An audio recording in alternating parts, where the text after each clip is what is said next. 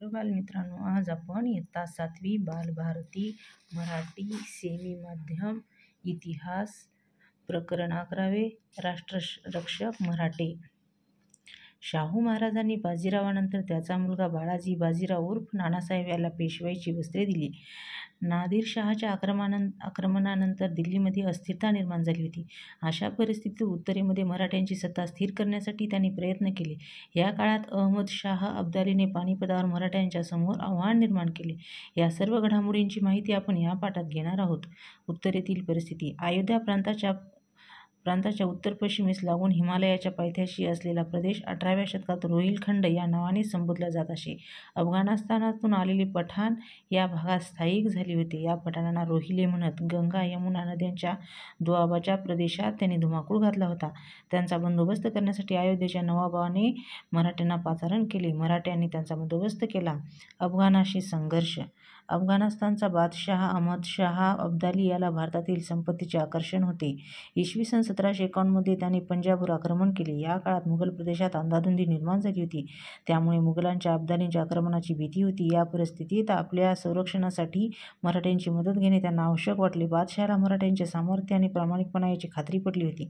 दिल्लीच्या रक्षणार्थ मराठा एवढी दुसरी समर्थ सत्ताही नव्हती. त्यामुळे बादशहाने इसवी सन 1752च्या एप्रिल महिन्यात मराठ्यांशी एक करार केला. मराठ्यांनी या करारानुसार रोहिले, जाट, राजपूत, अफगाण इत्यादी शत्रूपासून मुघल सत्तेचे रक्षण करण्याचे मान्य केले.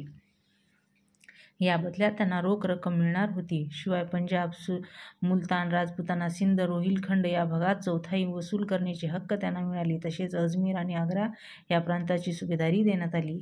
या करारानुसार छत्रपतीच्या वतीने पेशव्यांनी शिंदे होळकरांच्या फौजा दिल्लीच्या संरक्षणार्थ पाठवल्या. मराठे दिल्लीकडे निघाली. ही बातमी पोहोचताच अब्दाली मायदेशी परतला. मराठे मजल दरमजल करत दिल्लीला पोहोचले.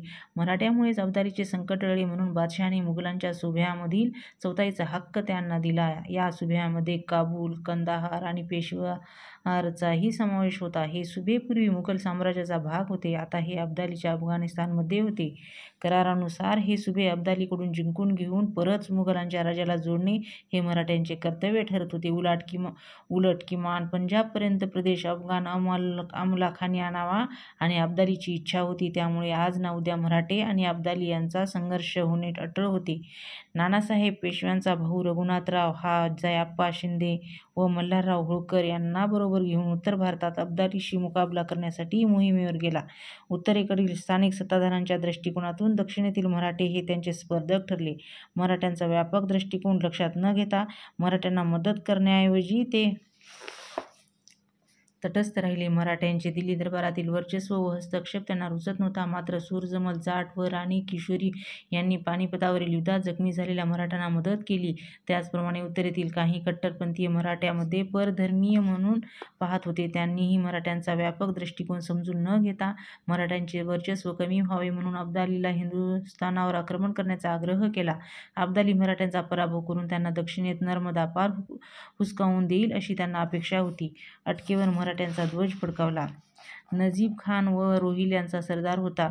नजीब खान हा रोहिल्यांचा सरदार होता. उत्तर भारतातील मराठ्यांचे वर्चस्व त्याला सहन होत नव्हते. नजीब खानच्या सांगण्यावरून अब्दालीने भारतावर पुन्हा स्वारी केली. ही त्याची भारतावरची 5वी स्वारी होती. त्याने दिल्ली जिंकून घेतली. मोठी लूट घेऊन तो अफगाणिस्तानात परत गेला. रघुनाथराव व मल्हारराव होळकर हे पुन्हा उत्तरेत गेले. त्यांनी दिल्ली घेतली. त्यानंतर अब्दालींच्या अधिकाऱ्यांना पिटाळून लावून पंजाब जिंकला.